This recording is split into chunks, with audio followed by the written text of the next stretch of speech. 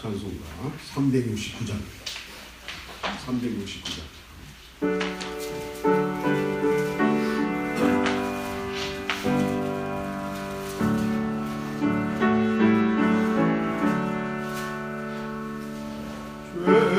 죄진 마트를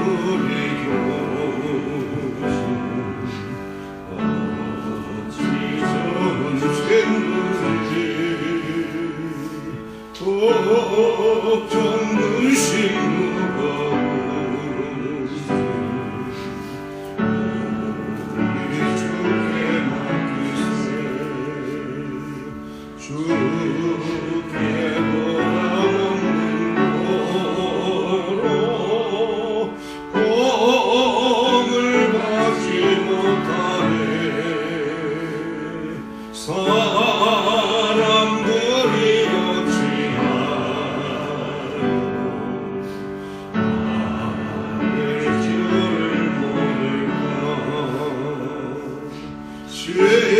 죄험 걱정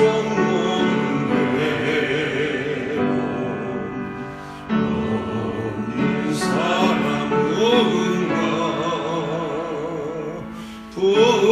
부질없이 낙심말로 이루어드려 하겠세 이런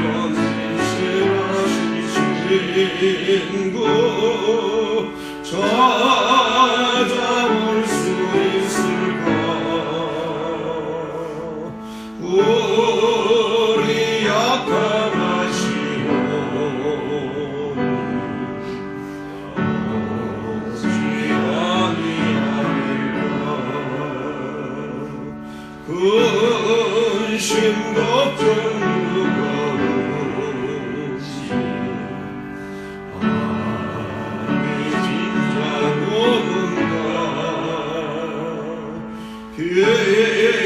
피난처는 우리 예수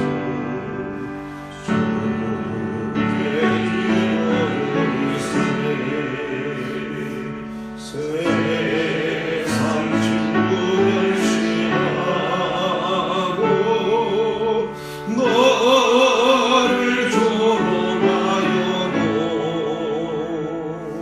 예수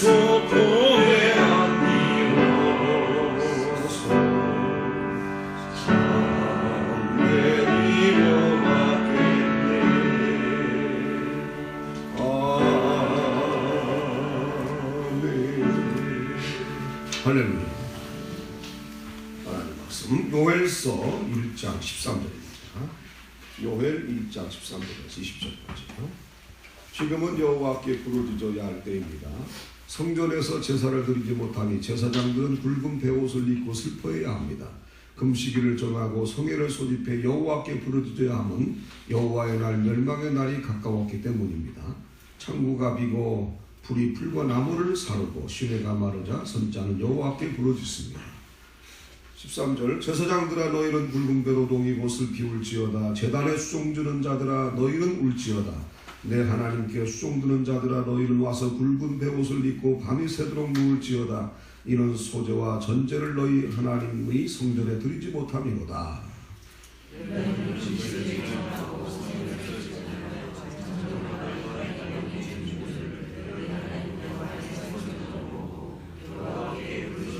슬프다 그날이여 여호와의 날이 가까운 날이 곧 멸망같이 전능자에게로부터 이르리로다.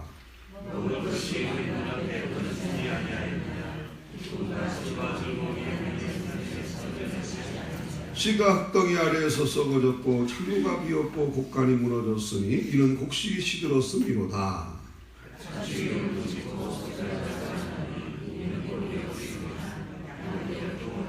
여호와여 내가 주께 부르짖으오니 불이 목장의 풀을 살랐고 불꽃이 들에 녹은 나무를 살랐음이니이다.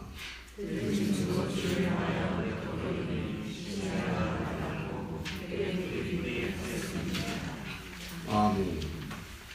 본문의 설입니다. 금식하며 부르짖으라. 기도는 모든 문제 해결의 시작입니다. 풍요로웠던 땅이 갑작스러운 메뚜기 때 재앙으로 황폐해지자 이스라엘 백성은 넋을 잃었습니다. 게다가 계속된 가뭄으로 토지가 말라버려 소산도 전혀 없었기 때문에 삶의 터전이 완전히 무너졌습니다. 하지만 이들은 자기 침상에서 슬피 부르짖기는 해도 진심으로 하나님의 이름을 부르지는 않았습니다. 제사장들도 소제와 전제가 끊어진 것을 슬퍼하기는 하지만 백성을 모아 여호와께 부르짖을 생각은 하지 않았습니다. 이에 요엘 선지자는 지도자들인 제사장들과 장로들을 깨웁니다. 선지자는 지도자들에게 베옷을 입고 금식일을 정하며 성회를 소집해 땅의 모든 주민과 함께 여호와께 부르짖으라고 말합니다. 지도자가 먼저 기도의 자리에 앉아 슬퍼할 때 백성의 회개가 뒤따릅니다. 요엘 선지자는 재앙을 만난 하나님 백성에게 어떻게 하라고 하나요? 우리나라와 세계에 내가 속한 공동체에 하나님의 징계로 보이는 일이 임할 때 나는 어떻게 반응해야 할까요? 주님을 향한 갈망. 하나님은 생명과 사망과 복과 저주를 주관하시는 분입니다. 하나님은 재앙도 주시고 치료도 하시는 분입니다. 하나님을 떠나면 심판의 날이 임하지만 하나님의 이름을 부르면 구원의 날이 임합니다. 요엘 선지자는 여호와께 부르짖으라고 백성에게 말한 후 스스로 기도의 본을 보입니다. 요엘의 기도에는 전능하신 하나님에 대한 올바른 깨달음이 있습니다. 요엘은 재앙이 덮친 땅에 회개가 없으면 더 큰 멸망의 날이 이를 것을 알기에 슬퍼하며 주님께 부르짖습니다. 심각한 기근으로 동식물마저 고통을 당하는 상황에서 하나님의 긍휼과 은총을 호소합니다. 모든 상황이 메마르고 시들어갈 때 오직 살 길은 주님께 부르짖는 것입니다. 여호와의 날은 어떤 날인가요? 전능자께로부터 임할 심판의 날을 어떻게 대비해야 할까요? 오늘의 기도. 제 힘으로 어찌할 수 없는 재단 앞에서 주저앉아 슬퍼하고만 있을 때가 있습니다. 악심에서 일어설 수 없다고 생각될 때에도 선하신 하나님을 기억하게 하소서. 제게 있는 온 힘을 다해 구원자 되신 주님을 전심으로 찾게 하소서. 아멘. 13절입니다. 자, 오늘 이 말씀은 이스라엘 백성들이 영적 생활에 흥한시할 때에 하나님과 점점 멀어져 갈 때에 하나님이 메뚜기를 보내서 밭의 모든 작물들, 포도나무, 무화과나무를 이제 다 긁어먹히게 하고 결국은 하나님이 살지 못하도록 백성들에게 징계를 내린다 하는 내용이었죠. 오늘은 그러므로 말미암아 이제 이스라엘 백성들은 성전에 모여서 하나님께 회개 집회를 해야 될 것을 명령하고 있습니다. 그동안에 게을러진 영적 생활을 회개하고 하나님께 나와서 부르짖어 기도할 때 하나님이 살려주신다. 그런 내용의 말씀이죠. 그래서 13절을 보게 되면은 그 제사장들, 또 제단에 수종드는 자들, 또 하나님께 수종드는 자들, 세 부류의 사람들이 나오거든요. 어쨌든 하나님 앞에서 문제를 해결하려면 어떻게 해야 되느냐, 세 가지 방법이 나오는데 이렇게 세 계층에 속한 사람들이 하나님께 나와서 회개하는 것입니다. 두 번째로는 모이는 장소는 반드시 성전이어야 한다. 세 번째로는 금식일을 정하고 성회로 모여야 한다. 이렇게 세 가지 방법을 통해서 하나님께 회개 집회를 가져야 된다. 첫 번째가 뭐라고요? 세 계층에 속한 사람들이 회개하는 것입니다. 제사장들, 제단에 수종드는 자들, 하나님께 수종드는 자들. 세 계층. 그 다음에 모일 장소는 어디여야 돼요? 성전이라야 하고. 그 다음에 세 번째로는 금식일을 정하고 성회로 모여야 한다는 것입니다. 자, 그래서 요엘 선지자는 이렇게 이제 세 가지를 말하면서 하나님께 나와 부르짖어 기도할 때에 우리가 이것만이 살아날 수 있는 길이다라고 지금 부르짖고 있는, 외치고 있는 것입니다. 13절에 보니까 제사장들아 너희는 굵은 배로 동이고 슬피 울지어다. 제단에 수종드는 자들아 너희는 울지어다. 내 하나님께 수종드는 자들아 너희는 와서 굵은 베옷을 입고 밤이 새도록 누울지어다. 이는 소제와 전제를 너희 하나님의 성전에 드리지 못함이로다. 너희는 금식일을 정하고 성회를 소집하여 장로들과 이 땅의 모든 주민들을 너희 하나님 여호와의 성전으로 모으고 여호와께 부르짖을지어다. 이게 회개 집회예요. 이게 소제라는 건 뭘 가리키냐면은 피 없는 제사라고 그래요. 그러니까 밀가루로 만든 제사입니다. 밀가루, 양이나 소나 그런 거 그게 아니라 밀가루로 드리는 피 없는 제사예요. 이게 소제입니다. 이건 뭘 가리키냐면은 온 열정을 다하여 하나님을 섬겼습니다. 그런 뜻의 제사가 소제입니다. 전제는 뭐냐? 포도주를 다른 제물에 부어서 드리는 제사예요. 그러니까 이 전제는 그동안 저에게 베풀어 주신 하나님 은혜에 감사합니다. 감사하는 제사가 바로 전제예요. 우리는 소제와 전제 예배를 드려야 됩니다. 그리고 여기 이제 세 부류의 사람들인데, 저는 지금 이 요엘서를 보면서 자꾸의 우리나라 현실하고 똑같은 것이 아닌가. 우리는 지금 새벽 예단에 나와 하나님 말씀 들을 줄 알아야 되거든요. 우리 민족이 이렇게 나와야 돼요. 여기 세 부류의 사람들이라면은 우리가 어떻게 얘기하시느냐? 첫째, 종교 지도자들. 두 번째로 정치 지도자들. 그리고 온 국민들이 하나님께 나와서 회개하며 기도해야 합니다. 요즘 뭐 촛불 집회도 있지만은 촛불 집회가 중요한 게 아니라 하나님께 나와서 굵은 배를 통이고 슬피 울면서 부르짖어 나와 민족을 위해서 기도하는 것이 가장 필요한 시점이 아니겠는가. 진짜 애국자는요, 교회 나와서 기도하지 않을 수가 없어요. 정말 나라를 사랑하는 사람이라면요, 하나님께 나와서 부르짖어 기도하지 않을 수가 없다니까요. 그렇잖아요. 오늘 본문이 지금 이것을 우리에게 가르쳐주고 있잖아요. 특히 우리 믿는 사람들이 죄악을 끌어안고 회개해야 합니다. 우리 믿는 사람부터 회개해야 돼요. 여러분, 나라가 있어야 내 가정 있는 거죠. 나라가 있어야 내가 있는 거 아니에요? 또 나라가 있어야 교회가 있는 거 아닙니까? 그러니까 여기 요엘 선지자는요, 이렇게 강력하게 외치고 있는 거예요. 하나님께 나와서 부르짖어 슬피 울며 회개하며 나라 민족을 위해서 기도하거라. 이런 지금 외침을 하고 있는 것입니다. 그러니까 목사의 사명도요, 다른 거 아니에요. 성도들은 성전에 모아야 돼요. 모아서 기도하게 해야 되는 거예요. 그게 당연한 직무잖아요.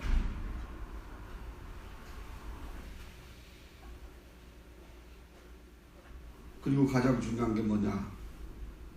우리 목회자들이 회개하며 기도해야 합니다. 먼저 회개하며 기도하는 모습을 가져야 돼요. 그리고 성도들을 모아서 회개 집회를 열어야 돼요.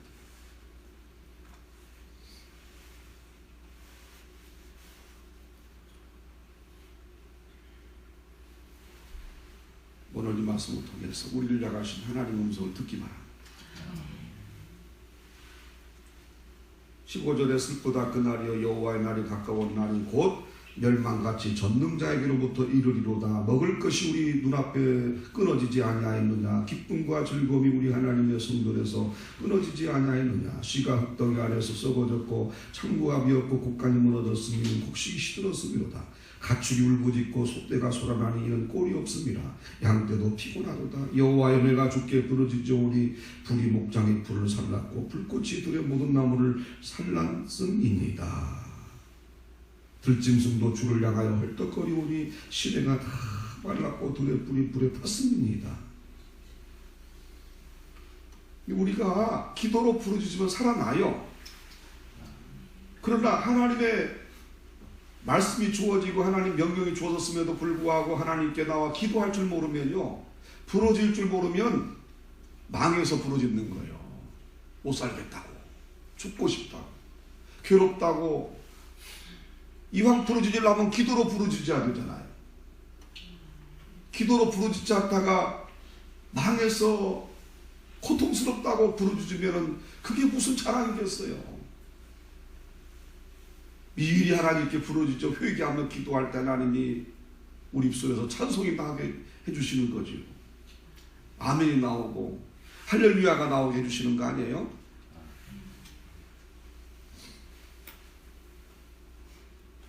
요에스가 지금 우리나라를 향한 하나님의 말씀입니다. 하나님 말씀은 적용이 돼야 되잖아요. 근데 해석만 하고 말아요. 그냥 제가 무슨 주석가예요? 말씀을 적용해야죠. 세상의 현상과 나의 개인적인 삶과 부지런히 적용을 해야 되는 거 아닙니까? 그래서 이 말씀을 실천해야 돼요. 여러분 성전에 부지런히 모여서 예배드리고 하나님께 부르짖어 기도해야 합니다. 그것만이 우리 민족이 사는 길이에요. 촛불 집회 100번을 해도요, 하나님 풀어주지 않으면 아무 소용이 없는 거예요. 여러분 상상에 불과하지만 서울시청 광장에서 광화문 거리에서 사람들이 그냥 무릎 꿇고 여호와께 두 손 들고 그 많은 100만 명의 사람들이 회개하며 우리 죄를 용서해달라고 기도한다면 얼마나 기적 같은 역사가 일어나겠어요. 촛불을 드는 것보다도 기도의 수소를 드는 게 더 중요한 거예요. 그러나 우리 국민들이 모르잖아요. 그렇기 때문에 우리 믿는 사람들이 앞장서서 촛불 들지 말고 기도의 도성을 들어야 돼요. 사실 정치권들은요, 야당에서는 이번 기회를 통해서 정권 잡으려고 지금 현안이 되어 있잖아요.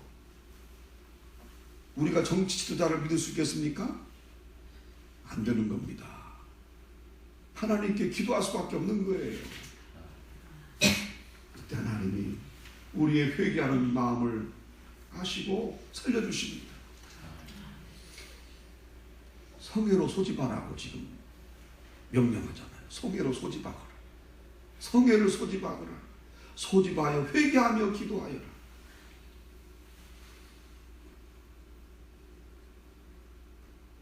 부르짖기를 바랍니다. 우리나라가 이 세계적으로 전무후무한 그 회개 집회가 한 번 있었어요. 1907년입니다. 1907년에 평양 대부흥운동이 있었어요. 이때에 평양 장대현교회에서 수많은 사람들이 모여서 회개하며 하나님께 기도했습니다. 열흘간 집회를 했는데요, 얼마나 회개를 했는지 아주 그 스토리가 길죠. 그러나 여기서 다 얘기할 수는 없고 참 재미있는 그 스토리가 있는데, 평양 장대교회 모여가지고 수많은 사람들이 내 죄를 용서해달라고 하나님 그동안 지었던 과거의 죄를 용서해달라고 막 기도할 때, 그때요 형사들이 온 거예요. 그 죄인들 잡으려고. 왜냐하면 형사들이 와가지고 가만히 옆에서 기도 들어오면은 자기가 지은 죄를 막 얘기하거든요. 하나님께 기도하면서 내가 과거 이런 죄를 졌습니다, 저런 죄를 졌습니다. 형사들이 그거 듣고 있다가 많이 잡아갔대요. 응? 얼마나 정직하게 진실하게, 예? 가슴을 찢으면서 그렇게 기도했으면 형사들이 와가지고 사람들 잡아갔냐고요. 우리 회개하는 거 있잖아요. 입술로만 하는 거예요. 속은 새빨갛게 남아있어요. 그러니까 똑같은 죄를 반복하는 거죠. 오늘 회개하고 내일 또 죄를 짓고요. 입술에 회개만 있다니까요. 마음의 회개가 아니에요. 그러니까 안 되는 거예요.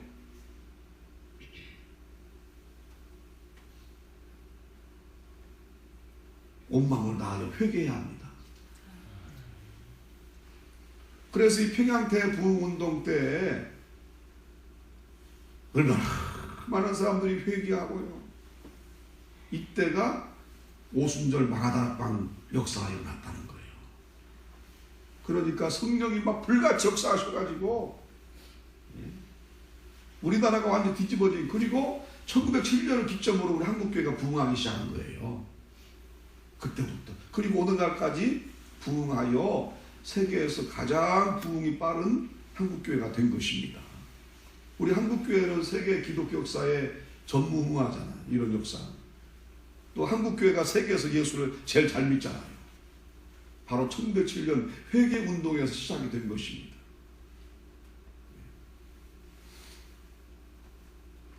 자, 어쨌든 우리가 요엘서를 통해서 이 사실을 직시해야 합니다. 하나님이 가장 기뻐하는 것은 회개 기도예요. 회개 없이 무엇을 이루어달라고 하는 것은 그건 기독교가 아니에요. 샤머니즘이지. 여러분 예컨대 무당이나 점쟁이 앞에 가가지고 회개합니까? 무당 앞에서 무당 구다기 전에 내가 과거 이런 죄도 회개하고 저런 죄도 회개하고 회개부터 하고 무당 구대요? 무당은요 절대 회개 요구하지 않아요. 점쟁이도 회개하라고 요구하지 않습니다. 그냥 무당굿 해주는 거예요. 그냥 점쳐주는 겁니다. 그러나 하나님 앞에서는요 가장 필요한 게 회개입니다. 회개하며 하나님께 나갈 때 하나님이 예뻐하시고 사랑해 주시고 기적을 주시고 응답해 주시고 복도 거기에서 나오는 거예요. 여러분 말만 회개하지 말고 마음으로 회개하기 원합니다. 우리 민족이 하나님의 축복 가운데 경제적인 기적도 이루고요. 세계인들의 부러움을 사고요. 얼마나 칭송도 많이 받고 있습니까? 그러다 보니까 점점 하나님으로부터 멀어지고 경제지상주의, 무신론주의, 쾌락주의 빠져가지고요. 그동안 하나님이 얼마나 참고 얼마나 견디셨겠어요. 이 혼란한 전국은 결코 우연이 아닙니다. 이때 우리 믿는 자들이 정신 차리고 깨어 근신하며 회개하며 기도해야 돼. 그때 하나님이 살려주십니다. 다시 이렇게 세워주십니다. 이번에 정화운동이 일어나야 돼. 종교적으로도 정화운동이 일어나고 사회적으로도 정화운동이 일어나. 정화운동이 일어나는 건 뭐냐? 단 한 가지예요. 기도해야 합니다.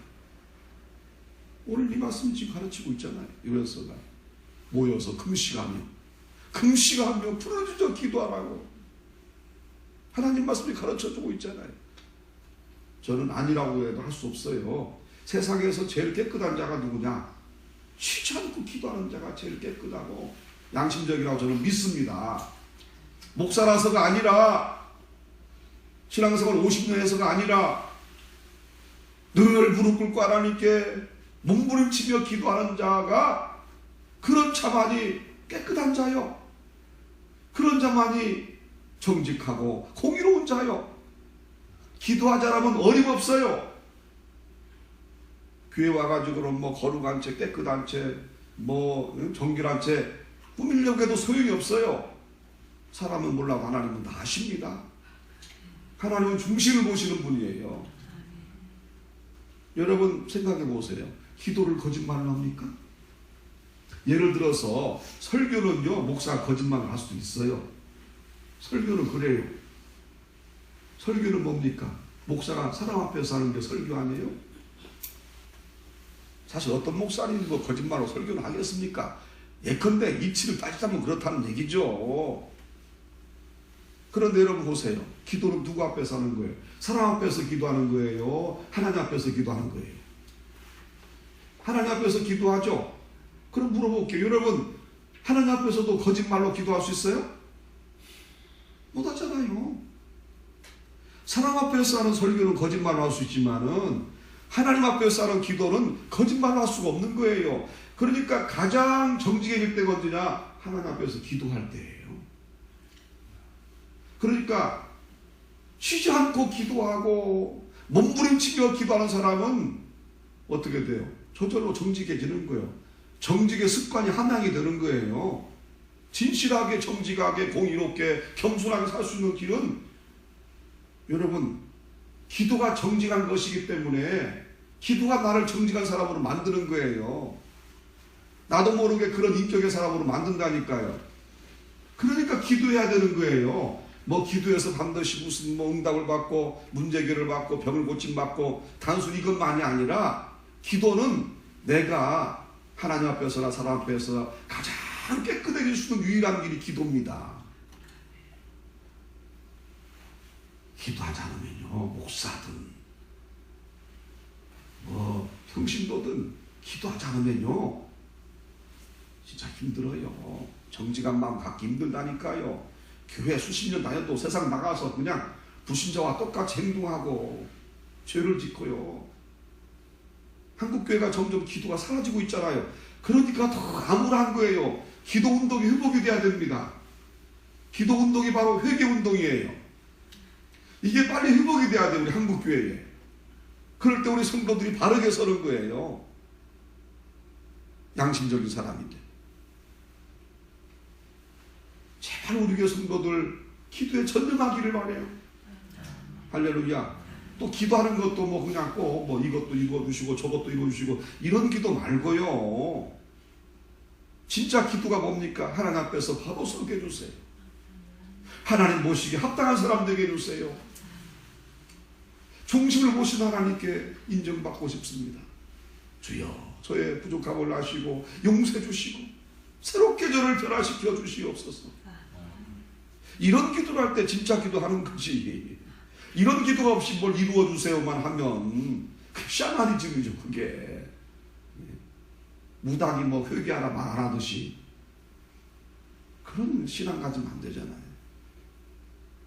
그리고 깨끗한 것을 준비해야 하나님이 깨끗한 은혜도 그 안에 담아주시는 거죠. 우리가 영혼의 그런 믿음의 그걸 깨끗하게 준비할 때 깨끗한 은혜의 음식을 하나님이 담아주시는 거 아니에요? 요강에다가 여러분 밥 넣어서 밥 먹습니까? 누가? 먹지를 못하죠. 저도 이 말씀 보면은 백성들을 성소에 모아서 성전에 모아서 성회를 열기를 바란다. 부르짖어 회개하며 기도하기를 원한다. 여기 이제 이 말씀 바로 경제적인 축복이 완전히 사라진다는 거 아니에요. 이스라엘 백성들이 너무나 큰 죄를 지니까 경제적으로 완전히 무너지는 거예요. 먹을 것이 없는 거예요. 우리나라도 하나님이 경제 때려버리면요 완전히 망하고 마는 겁니다. 우리 한국교회 성도들 기도의 세계로 다시 돌아와야 돼요. 기도 성회를 열어야 됩니다. 이번에 내년에 새해 성령 축복성회 정말 우리나라를 위한 기도회가 또 되기를 바라요. 뭐 나만을 위해서 성회 여는 게 아니라 성회를 열어서 이 나라 민족을 위해 눈물로 기도할 때에 하나님이 우리의 기도를 불쌍히 해주시고 다시 우리 민족을 살려주시고 세워주시고 하나님 인정받는 귀한 나라 되기 원합니다. 그래서 우리 때문에 이 민족이 살아야 되는 겁니다. 승리하시길 주님 이름으로 축원합니다. 하나님 요엘 선자는 외칩니다. 제사장들아 제단에 수종드는 자들아 하나님께 수종드는 자들아 너희는 붉은 베옷을 입고 밤이 새도록 슬퍼하며 회개하라고 외칩니다. 성회를 소집하여 성전에 모여서 여호와께 부르짖으라고 외칩니다. 하나님 아버지 우리도 모이기를 힘쓰게 해주시고 성전에 모여서 회개하며 기도하게 하여 주시고 이 나라 민족을 살리는 진정한 애국자가 되게 하여 주시옵소서. 아버지 촛불 집회보다 기도 집회가 더 중요한 줄로 있습니다. 우리 한국교회 성도들 이때에 작정하며 기도하게 해주시고 열심히 모여서 하나님께 이 나라 민족을 위해서 회개하며 기도하는 은혜를 허락하여 주시옵소서. 하나님께서 다시 회복시켜 주시고 살려주시고 영적으로 경제적으로 정치적으로 정화되는 전화 이복의 교회가 되게 하여 주시옵소서.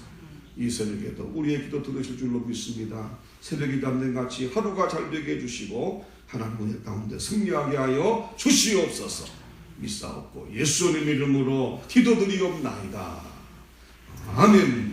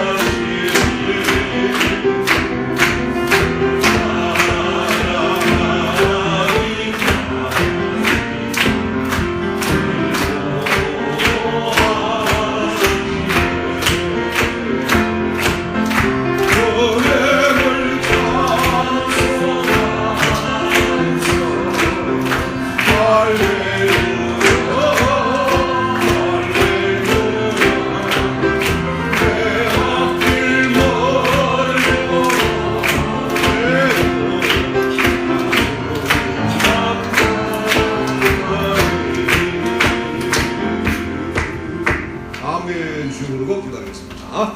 주여